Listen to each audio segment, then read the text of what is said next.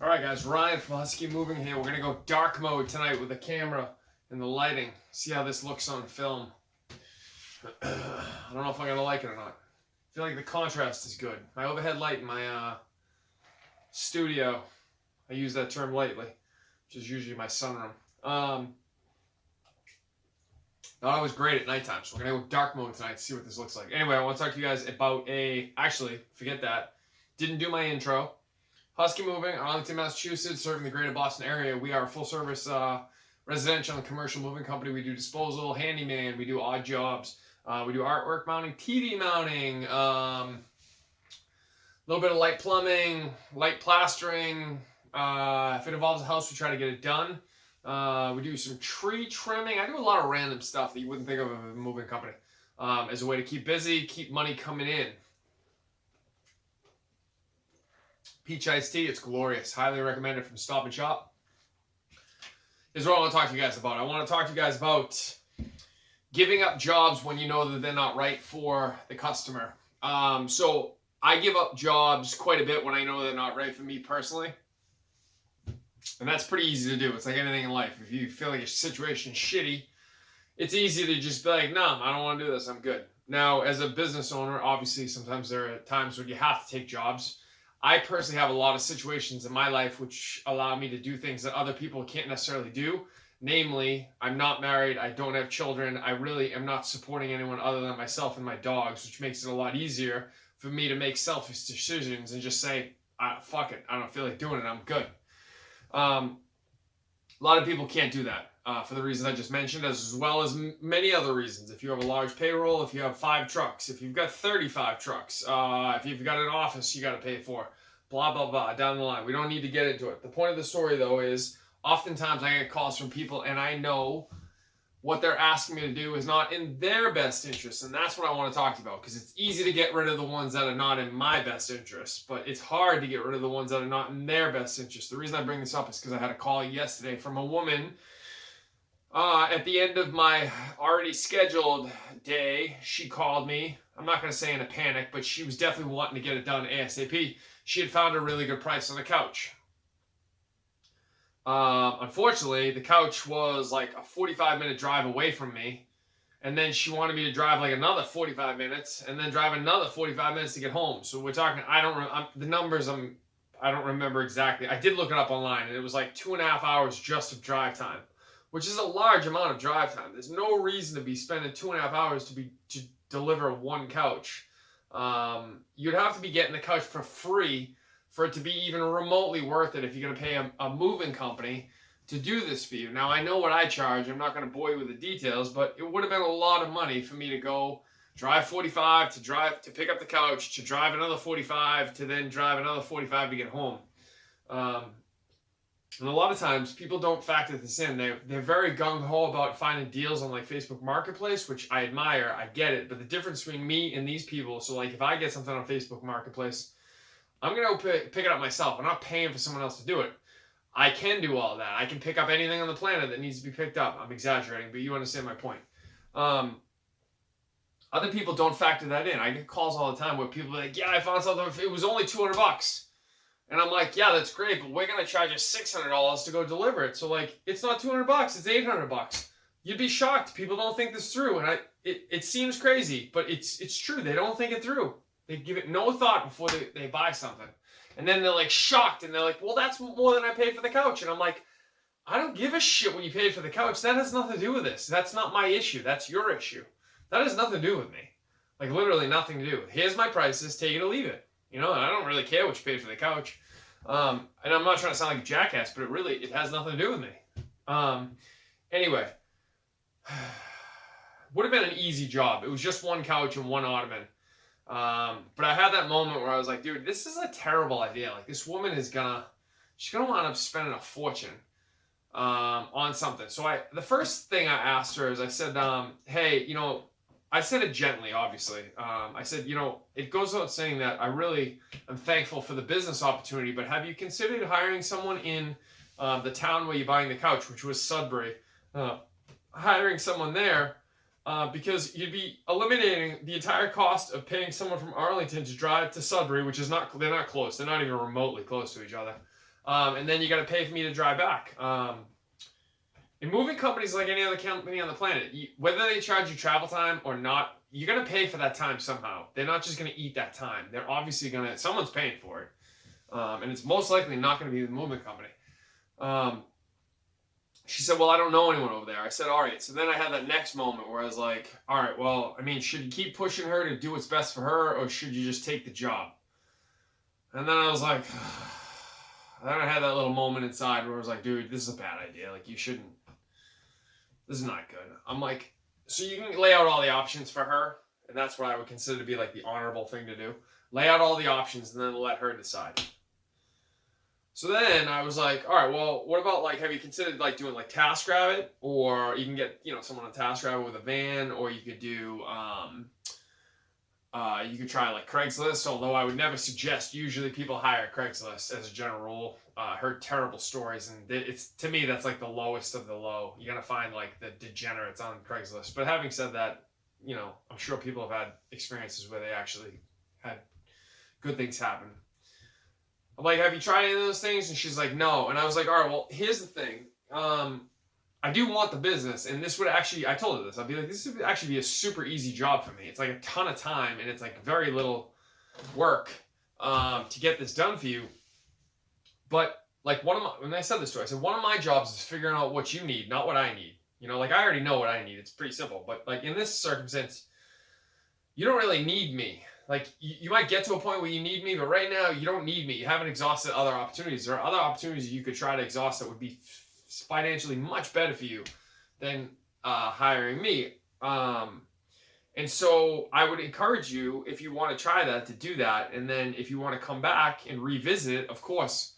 And then through talking this through with her, she said, she finally started to like kind of get on board. And she was like, yeah, it's really not a wise decision to hire you, is it? And she like wanted me to give her the go ahead to like cut the cord. And I was like, yeah, if I'm being honest with you, it's not a wise decision. Like, you could do this much more efficiently with your time, or with your money, by hiring someone else in that town.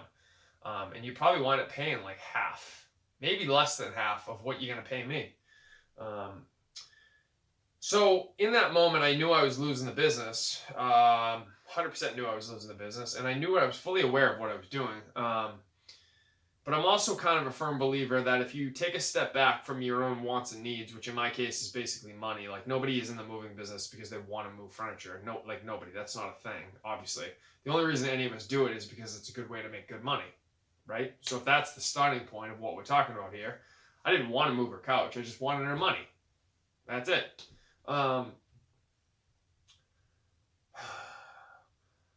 Having said that, there was a better way for her to do it.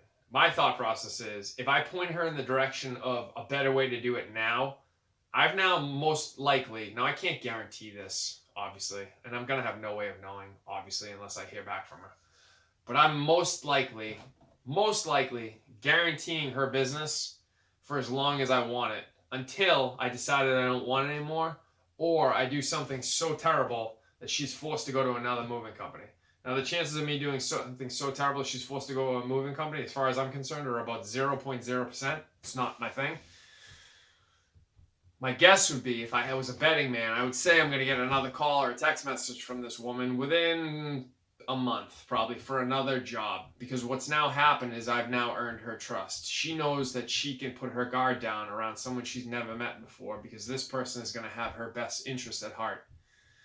Even when she doesn't even realize that she doesn't have her best interest in heart. I put my own needs ahead of my own. I put her needs ahead of my own, even though I've never met her before. So by default, she now, whether she knows it or not, she most likely considers me to be an honorable, reputable business person, someone she's going to feel comfortable doing business with. I've now earned that from her, and it's now mine to lose. It will probably be there forever, because I consider myself to be an honorable person. And I don't plan on losing it. So my guess would be, I'm going to have this woman's business, for as long as I want it. That would be my guess, based on previous things like this that have happened. This happens a lot, where someone will call me for something, and I know that they could do it better somehow, whether that means smarter financially, better time-wise. There's a better way to do it than the way that they've thought through. Because in my mind, all these situations that they're telling me, I've already done a million times. So I already know this, and I say this all the time, but like, I already know the movie before it starts. Literally, you can put me into any situation that involves the moving business, and I've already been in it 1,000 times before. So anything that's going to happen, I already know what's going to happen before you even know what's going to happen. I can tell you what a customer is going to say before they even know what they're going to say. And I mean that sincerely. I'm not kidding. So having said that, and again, that I'm not like bragging. That's not something to be proud of. It just means that you've been in a terrible industry for 25 years. When all of your peers were becoming like lawyers and stuff. Don't take that as like me bragging. I'm not bragging about anything. But I already know what's best for these people, even when they don't know what's best for them. So part of my goal is to figure out what's best for them and put my own shit aside. And this happens a lot where I'll get calls. People don't understand what they're asking me to do is not necessarily good for them. They think it's good for them, but they don't know that it's not good for them. So I can either A, take advantage, or B, I can use this as a teaching moment for them and also build goodwill with them. And probably most importantly, because a lot of these people who call in, I've literally never met them before. And this is the real takeaway from this whole video is most likely going to be these people that are calling you, a lot of them you're going to never have met them before. So it doesn't really matter what you do per se for that one person, because there's going to be another 30 calls that come in tomorrow. But what's most important about the situation is not them. It's about you and the takeaway that how you take away from the experience of what you feel about yourself. When I go to sleep 3 hours from now, how I'm going to feel about myself. Am I going to feel like I did the right thing and sleep like a baby and fall asleep real quick? Or am I going to be like, I had made some decisions today that I could have done better. I know that I took the easy path a couple of times. There's things I should have done that I didn't do. And I tell people that all the time. When you have those choices of like hard road or easy road, if you take the hard road, in the moment it's going to be harder, but you're going to sleep like a baby tonight. You know, if you take the easy road, those are the nights where you stay up like kind of ruminating over your decisions. Like, did I do the right thing? Did I do the wrong thing? Am I doing right by the customer? Am I, am I a reputable businessman or am I kind of a scumbag that's just out for myself? So when you make those moves that are better for the other person, it helps you down the line because I'm going to sleep like a baby tonight. I know I did the right thing. The customer is going to be pumped. I lost this job for sure. I lost a short amount of money.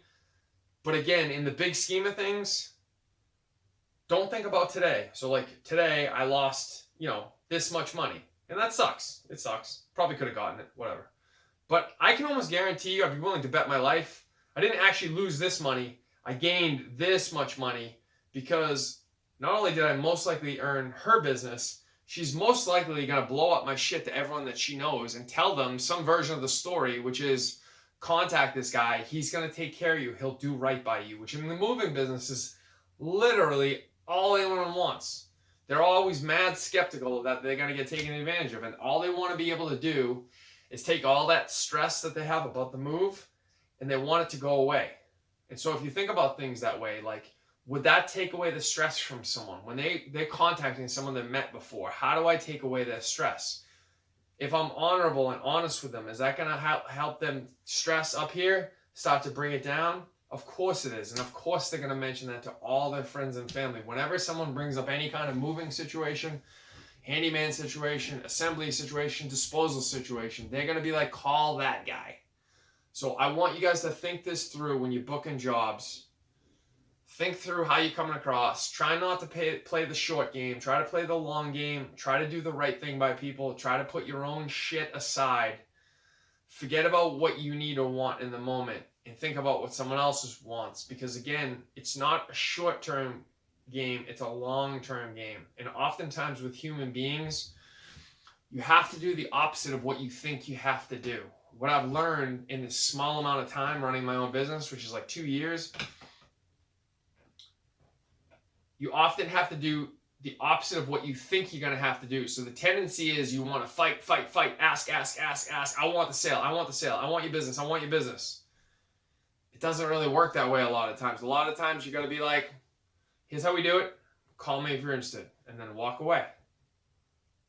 And that's it. And that was the circumstance with this woman. It's like, I laid out all the options. I don't think it's a good idea for you to use us this time. We can catch you the next time. And if you want to use this anyway, let me know. And then walk away. All right, guys, I hope there's some value in this. If you thought there was value, like, subscribe. Really appreciate it. If you need to get a hold of me, my name is Ryan O'Connor. Contact information is at the back end of the video, website, and email address. Thank you for listening.